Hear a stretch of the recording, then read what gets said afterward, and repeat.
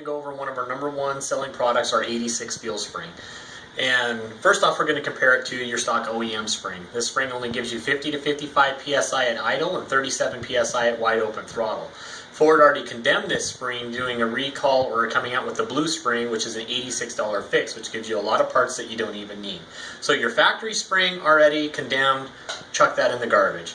Now you're down to some options of what you want to do. Now we've seen some people calling shimming, some other diesel springs have popped up on the market that we've tested, and here's one of the aftermarket springs that's been tested that they rate at 90 PSI at idle.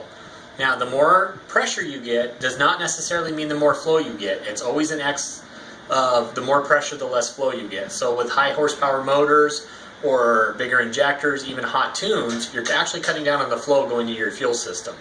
So that eliminates this spring. It also jams your fuel regulator closed, so there's no return fuel back to your tank to heat your tank in winter months. So you guys that live in cold weather places, this will also increase your gelling of fuel in your tank.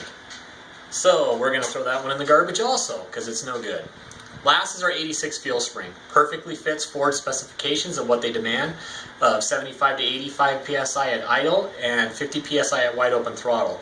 This is a heat-treated spring, made in the US, 1 million cycle life. Your Ford spring and a lot of your others are about a 10,000 cycle life, and they start to get fatigue out 25% of their rate after that 10,000 duty cycle life. This is 1 million. This is going to last you probably 2 or 3 trucks. This spring will outlast your motor. So that's why you want to choose the 86 fuel spring. $25 fix, increased horsepower, fuel mileage, and injector life on your 6.0.